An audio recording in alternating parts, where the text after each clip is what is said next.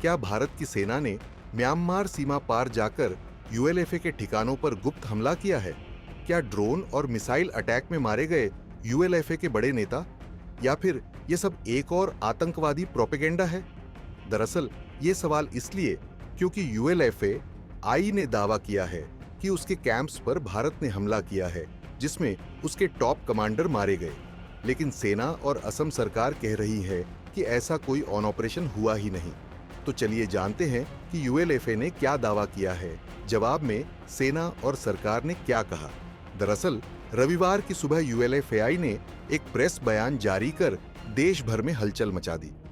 इस प्रतिबंधित उग्रवादी संगठन ने दावा किया कि म्यांमार सीमा के पास उसके कैंप्स पर भारतीय सेना ने ड्रोन और मिसाइल से हमला किया। उनके अनुसार यह हमला सुबह के समय हुआ, जब उनके लड़ाके आराम कर रहे थे। हमले में नयन आसम उर्फ नयन मेदी, जो संगठन के लोअर काउंसिल का अध्यक्ष था, उसकी मौत हो गई। इसके अलावा करीब 19 अन्य सदस्य घायल हुए।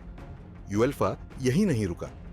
कुछ ही घंटों बाद एक और बयान में उन्होंने कहा कि जब नयन आसम का अंतिम संस्कार किया जा रहा था, तभी एक और मिसाइल हमला हुआ, जिसमें 2 और बड़े नेता मारे गए, ब्रिगेडियर गणेश आसम और कर्नल प्रदीप आसम। यूएल्फा ने दावा किया कि इस दूसरे हमले में कई और उग्रवादी और स्थानीय नागरिक घायल हुए। यूएलएफएआई के इन गंभीर आरोपों के बाद मीडिया ने भारतीय सेना से संपर्क किया। भारतीय सेना की ओर से लेफ्टिनेंट कर्नल महेंद्र रावत ने बयान दिया कि भारतीय सेना के पास ऐसे किसी ऑन ऑपरेशन की कोई सूचना नहीं है। सीधे शब्दों में सेना ने इन आरोपों को नकार दिया। यहां तक कि सेना के आधिकारिक सूत्रों ने भी कहा कि म्यांमार सीमा पर भारत की तरफ से कोई क्रॉस बॉर्डर ऑपरेशन नहीं किया गया है, और ध्यान देने वाली बात यह है कि अगर भारतीय सेना कोई अंतर्राष्ट्रीय अभियान करती तो सरकार या रक्षा मंत्रालय उसकी पुष्टि करता। लेकिन अभी तक न कोई प्रेस रिलीज, न कोई ऑन ऑपरेशन की तस्वीरें और न कोई रणनीतिक बयान आया है। यूएल्फा के दावों के बाद असम के मुख्यमंत्री हिमंता बिस्वा शर्मा से जब पूछा गया, तो उन्होंने साफ तौर पर कहा कि असम पुलिस की कोई भागीदारी नहीं है और न ही राज्य की जमीन से कोई हमला किया गया है। उन्होंने कहा कि अगर सेना कोई ऑन ऑपरेशन करती है तो वह आधिकारिक तौर पर जानकारी देती है।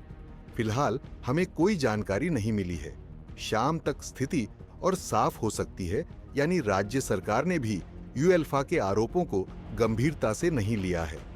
यहाँ सबसे बड़ा सवाल उठता है, अगर कोई हमला हुआ ही नहीं तो यूएलएफए ऐसा क्यों कहेगा? दरअसल इसके पीछे कई संभावनाएं हो सकती हैं। पहला, प्रोपेगेंडा और सहानुभूति बटोरना, यानी कि यूएलएफए पिछले कुछ वर्षों में कमजोर हुआ है। ऐसे में संगठन के लिए ये रणनीति हो सकती है कि वो अपने मारे गए सदस्यों को शहीद के तौर पर पेश करे और युवाओं में सहानुभूति और उग्रवाद के लिए समर्थन पैदा करे। दूसरा, मनमानी मौत को भारत पर थोपना, यानी कि अगर संगठन के भीतर कोई आंतरिक संघर्ष, गुटबाजी या हादसा हुआ हो तो उसे छुपाने के लिए भारतीय सेना का हमला बताना आसान तरीका है। और तीसरा ये कि म्यांमार या किसी और गुट की कार्रवाई, यानी ये भी संभव है कि म्यांमार की सेना या किसी अन्य उग्रवादी गुट ने हमला किया हो और यूएल्फा उसे भारत के सिर पर थोपकर एक राजनीतिक मोर्चा खोलना चाह रहा हो। बता दें, भारत और म्यांमार की सीमा 1643 किलोमीटर लंबी है और ये एक खुली सीमा है जहां कोई फेंसिंग नहीं है। इस सीमा के आसपास के क्षेत्र जैसे नागालैंड, मणिपुर और असम में कई दशकों से उग्रवादी गुट सक्रिय हैं। यूएलएफएआई के बयान सीधे उसके पब्लिक रिलेशन चैनलों से आए हैं, न कि किसी स्वतंत्र सूत्र से। वहीं ग्राउंड से कोई तस्वीर, वीडियो या थर्ड पार्टी कंफर्मेशन नहीं आया है। ऐसे में पत्रकारिता का कर्तव्य है कि बिना आधिकारिक पुष्टि के ऐसे दावों को फैक्ट के रूप में पेश न किया जाए। आज के समय में प्रोपेगेंडा, मीडिया मैनिपुलेशन और दुष्प्रचार एक रणनीतिक हथियार बन चुका है। यूएलएफएआई का दावा उसी की एक मिसाल हो सकता है। फिलहाल सच यही है कि यूएलएफएआई ने दावा किया है कि उनके ठिकानों पर ड्रोन और मिसाइल हमला हुआ, लेकिन भारतीय सेना और असम सरकार ने इस दावे को खारिज किया है। अब आपको क्या लगता है, क्या भारतीय सेना पर आरोप लगाकर यूएल्फा अपनी गिरती ताकत को छिपा रहा है?